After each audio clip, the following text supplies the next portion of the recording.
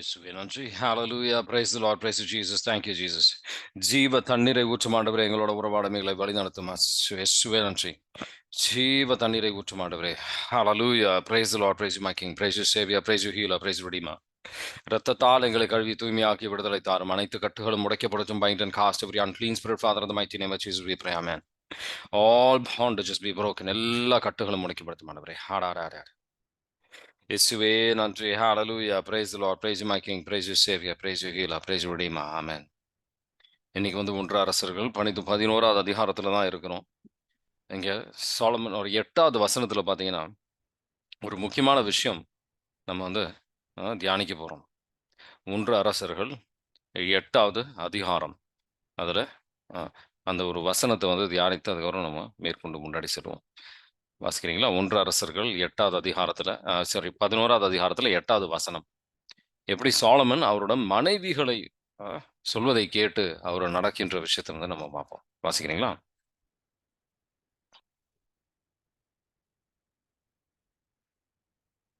ஒன்று அரசர்கள் 11வது அதிகாரத்துல 8வது வசனம்.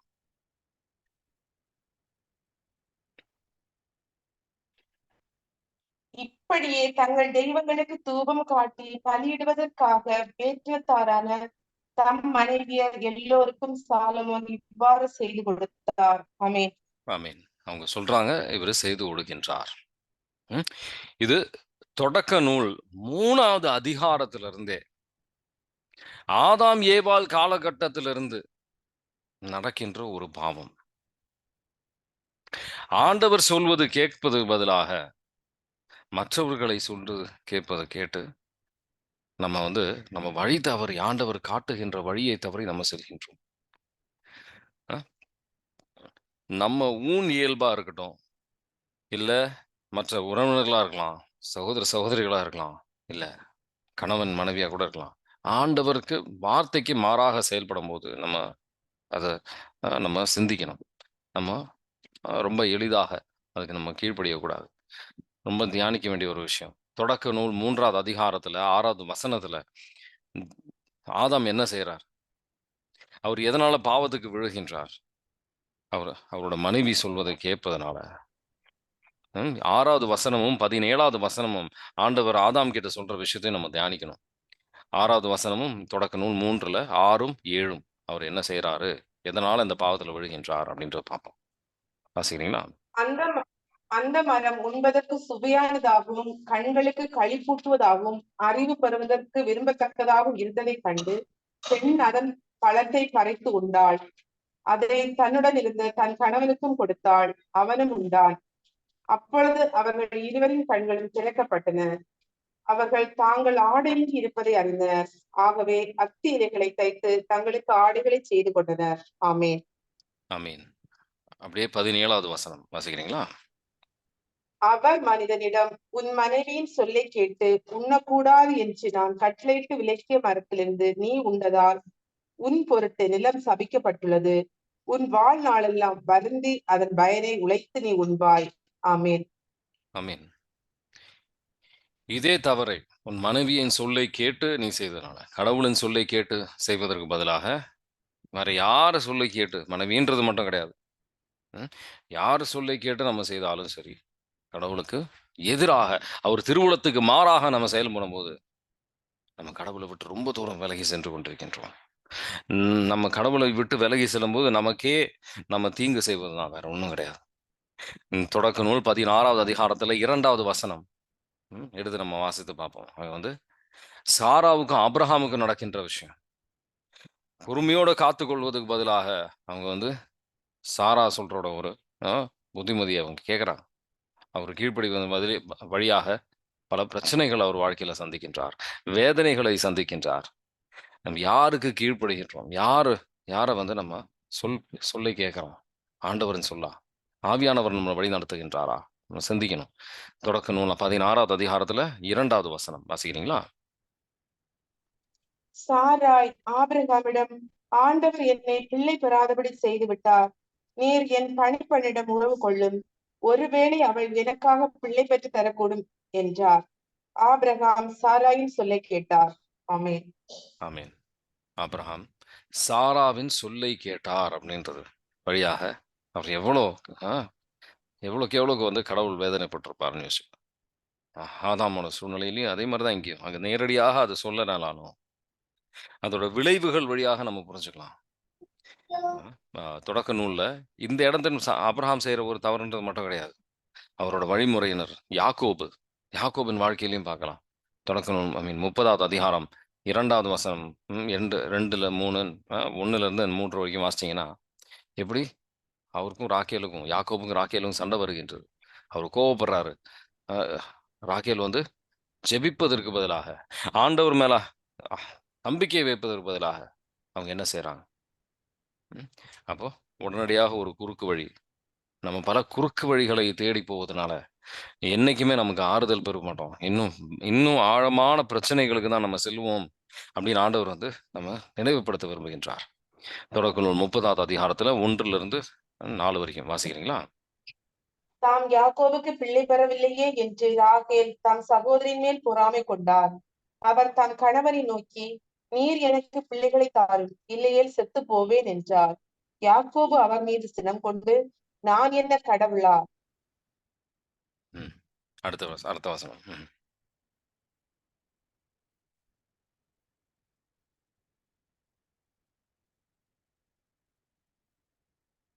ஹலோ. பெறுவேன் என்றார்.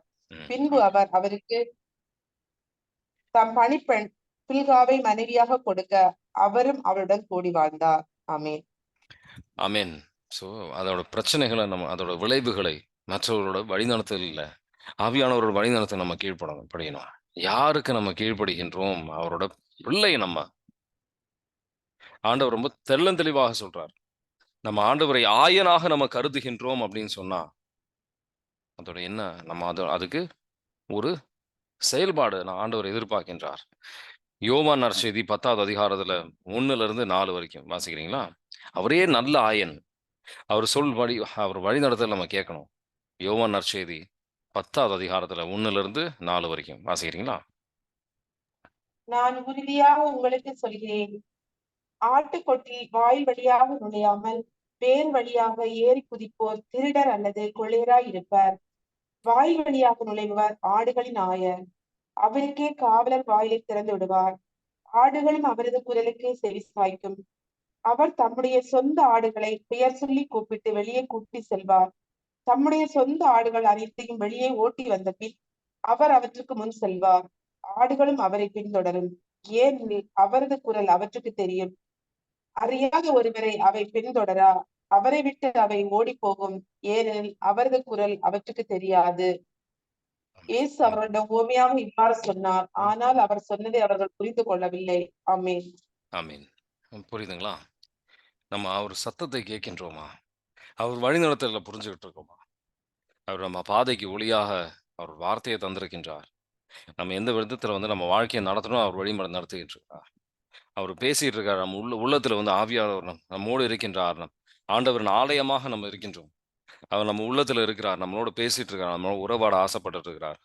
நம்ம அமைதி கொண்டு நம்மளோட தனித்துவ ஜெபத்துல நம்ம வந்து அமைதி கொண்டு ஆண்டவரோட சத்தத்தை கேட்கிறோம் அப்படின்னு சொன்னா, அவர் உறுதியாக, தெளிவாக நம்மள வழி நடத்துவார். இந்த உலக சத்தம் ரொம்ப பெரிதா இருக்கும். ஏலியா அ ஆண்டவர் சத்தத்த கேட்கணும்னு ஆசைப்படும்போது, ஆண்டவர் வந்து பெரிய நிலநடுக்கம், தீலலாம் இல்ல.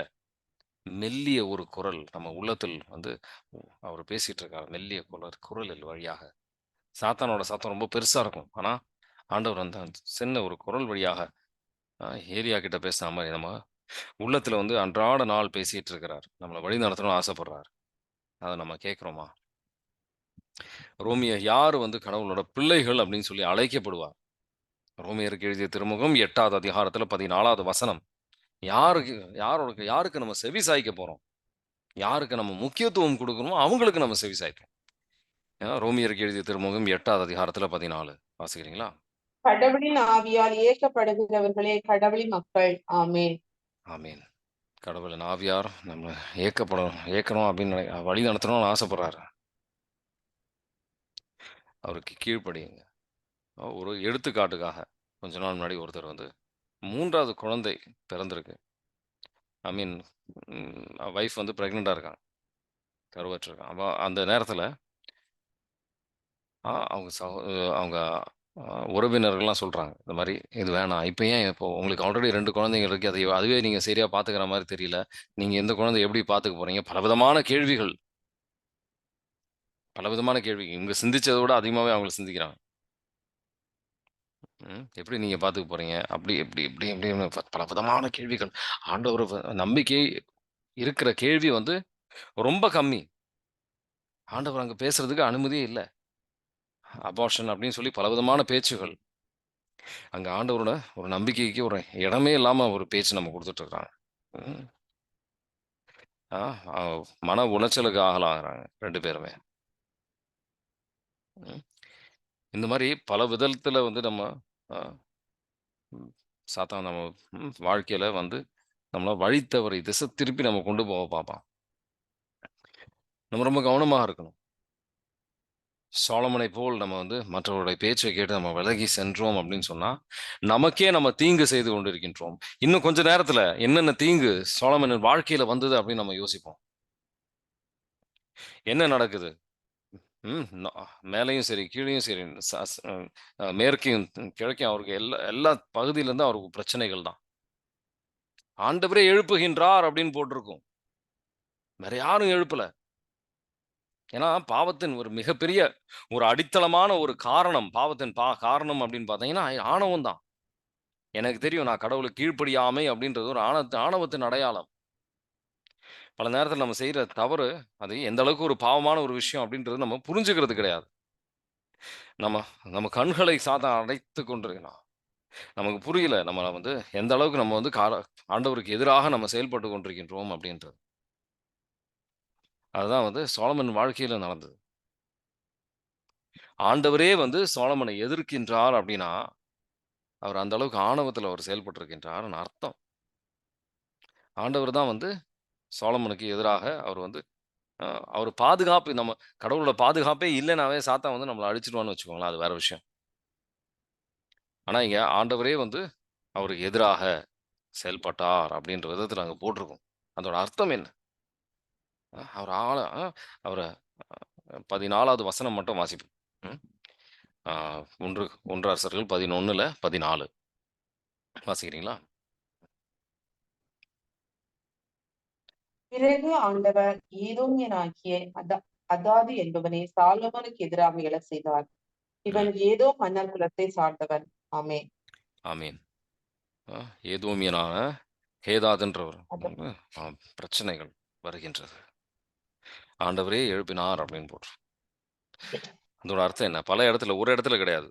பல இடத்துல இந்த பிரச்சனைகள் வரும். குடும்பத்துக்குள்ளேயே சில பிரச்சனைகள் வரா மாரி தான் போட்டுருக்கும். ஜெரொபொவாம் யாரு? அவரோட சகோதரர் யூதர் தான். ஏதோமியரா கிடையாது. ஜெரொபொவாம் அப்படின்றவர் 3 பேருக்கிடையே பிரச்சனை வரும். ஹேதாத் அப்படின்றது. அவரு ஏதோமியர். ஜெரொபொவாம் அவர் வந்து அவரு நியமித்த அவர் நல்ல திறனாக இருக்கின்றார் அப்படின்னு சொல்லி, நான் உன்ன நியமிக்கின்றேன் அப்படின்னு சொல்லி அவர் வந்து நல்ல பொறுப்ப குடுத்து, நல்ல விதமா அவர் சகோதரனா பார்த்து தான் வந்து செஞ்சிருக்கிறார். அவர் வழியாகவும் பிரச்சனை.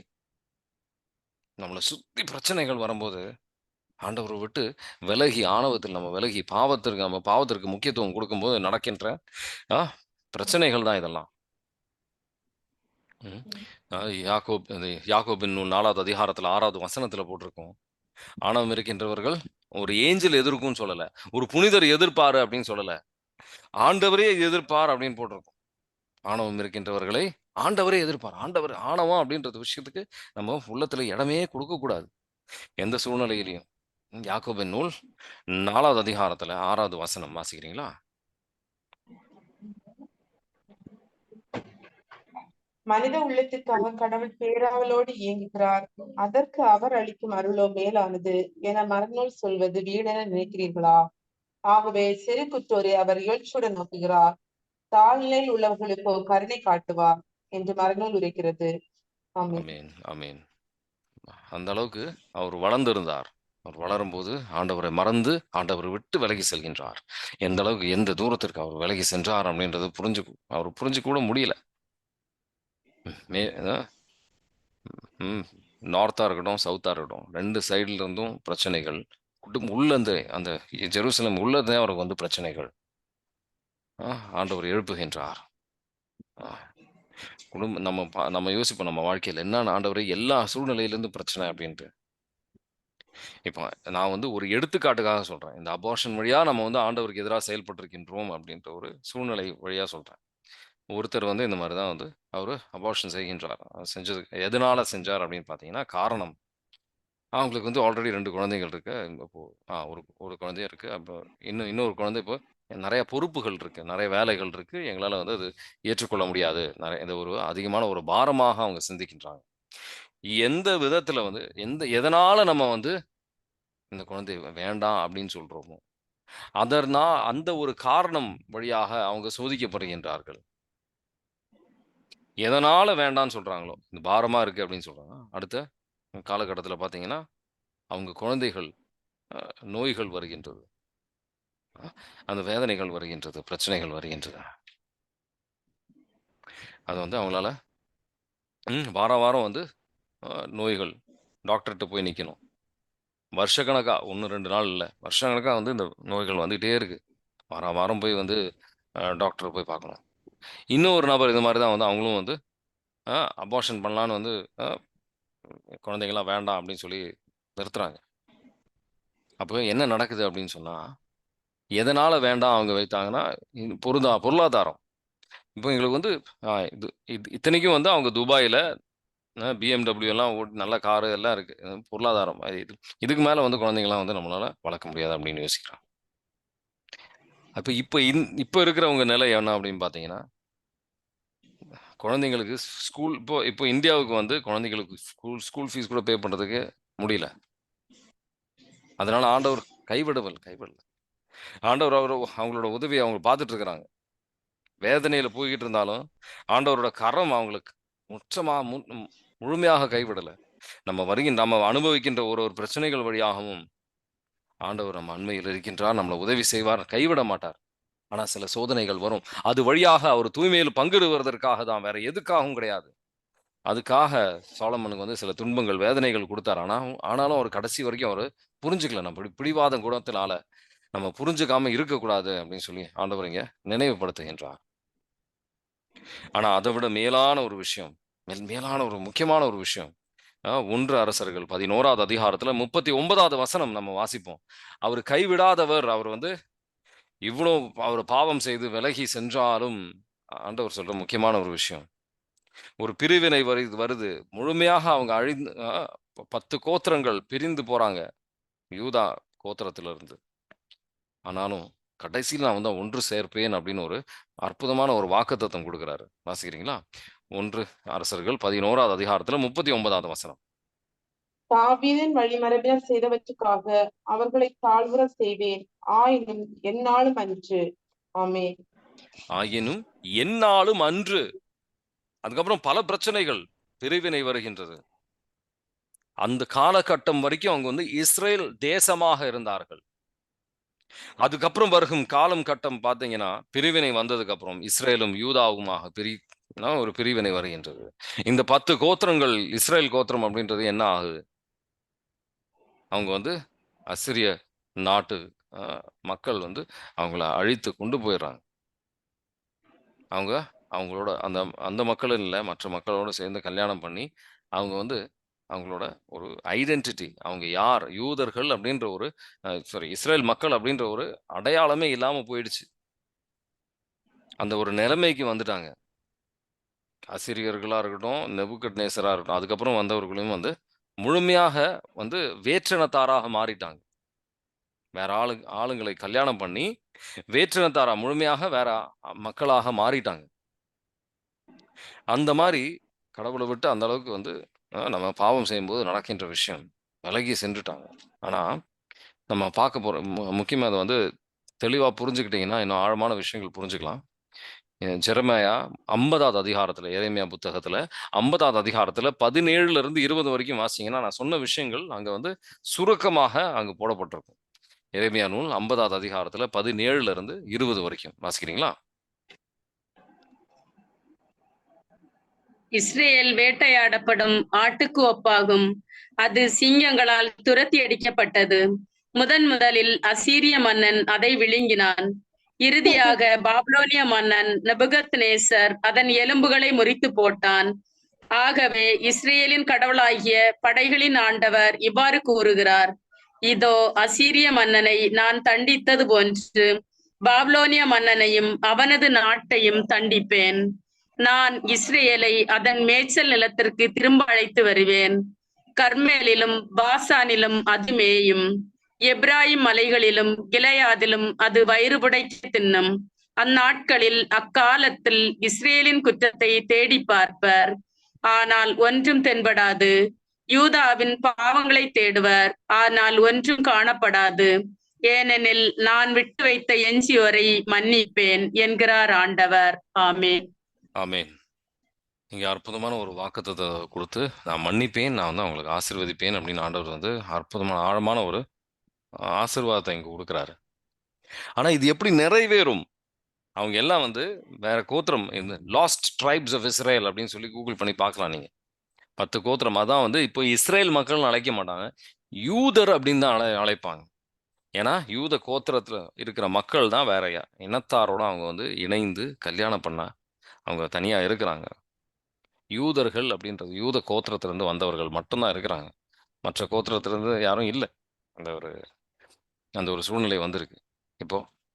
அதனால இது வந்து இயேசு ஆண்டவரை பத்தி, இயேசு ஆண்டவரின் காலகட்டத்தை பத்தி அங்க வந்து போட்டிருக்கு. எரேமியா நூல் இப்போ வாசிச்சது இயேசு ஆண்டவரின் காலகட்டத்தில் நான் வந்து ஒன்று சேர்ப்பேன் அப்படின்னு சொல்றது. லூக்கா நற்செய்தி 2வது அதிகாரத்துல 29ல இருந்து 32 வரைக்கும் வாசிச்சு பாருங்க. அதுல உங்களுக்கு புரியும் இயேசு ஆண்டவரோட வருகையில நடக்கின்ற முக்கியமான ஒரு விஷயம் அப்படின்றது இதுதான். 2வது அதிகாரத்துல 29ல இருந்து 32 வரைக்கும் வாசிக்கிறீங்களா? ஆண்டவரே, உமது சொற்படி உம் அடியான் என்னை இப்போது அமைதியுடன் போகச் செய்கிறீர். ஏனெனில் மக்கள் அனைவரும் காணுமாறு நீர் ஏற்பாடு செய்துள்ள உமது மீட்பை என் கண்கள் கண்டு கொண்டன. இம்மீட்பே பிற இனத்தாருக்கு வெளிப்பாடு அருளும் ஒளி. இதுவே உம் மக்களாகிய இஸ்ரேலுக்கு பெருமை என்றார். ஆமேன். ஆமீன். ஆண்டவர் வந்து இந்த ஒரு மீட்பை ஆண்டவர் கொடுக்கிறார். இந்த மீட்பு எப்படி வரும்? இன்னும் ஆழப்பட்டு நம்ம சிந்திக்க வேண்டியிருக்கு. லூக்கா நற்செய்தியிலேயே 22வது அதிகாரத்துல 22வது அதிகாரத்துல 32வது வசனத்தை நம்ம வந்து வாசிப்போம். அனைத்தும் நிகழும் வரை 29 ஒழிந்து போகும். 29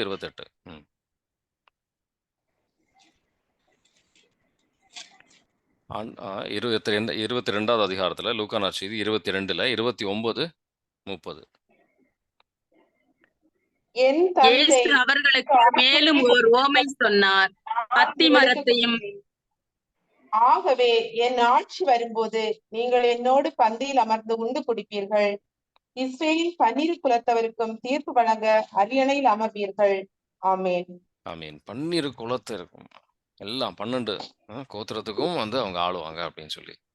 இது எப்படி நடக்கும் அப்படின்னு பாத்தீங்கன்னா, திருத்தூதர் பணிகள்ல என்ன நடக்குதுன்னு வந்து ஒரு மேலோட்டமா நீங்க வாசிச்சீங்கன்னா உங்களுக்கு புரியும்.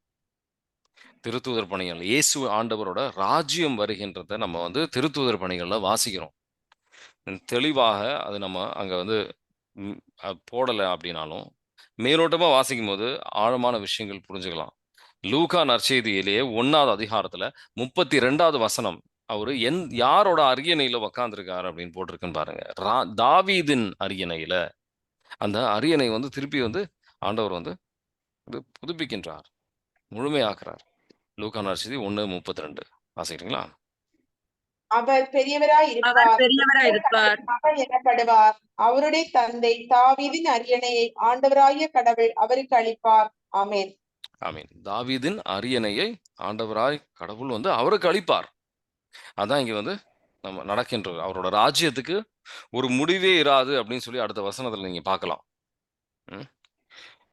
இது வந்து சாலமனின் அரியணைக்கு ஒப்பா பார்க்க முடியுமா? இது அதை விட மேலான ஒரு அரியணை, அதை விட மேலான அதிகாரம், அதை விட மேலான வல்லமையோட அது வந்து இந்த ராஜ்யம் எதனால அது வந்து சேர்க்கப்படுகின்றது? அது வந்து அவங்க சாலமன் காலகட்டத்தில் இருந்த டாக்ஸ்னால கிடையாது, ஆவியானவர்னால ஒன்றிப்பு கொண்டு வருகின்ற ஒரு விஷயம். திருத்தூதர் பணிகள் 1வது அதிகாரத்திலிருந்து 7வது அதிகாரம் வரைக்கும் பார்த்தீங்கன்னா, எப்படி இந்த ராஜ்யம் திருச்சபை அப்படின்ற ஒரு ராஜ்யத்துல எப்படி யூதா கோத்திரத்துல இருக்கின்ற மக்களை ஆண்டவர் ஃபர்ஸ்ட் அழைக்கின்றார் அப்படின்னு நீங்க பார்க்கலாம். ஆனா அதுக்கப்புறம் நடக்கின்றது 8வது அதிகாரத்துல வேற்றினத்தார் இந்த சமாரியர்களை வந்து அவர் அழைக்கின்றார்.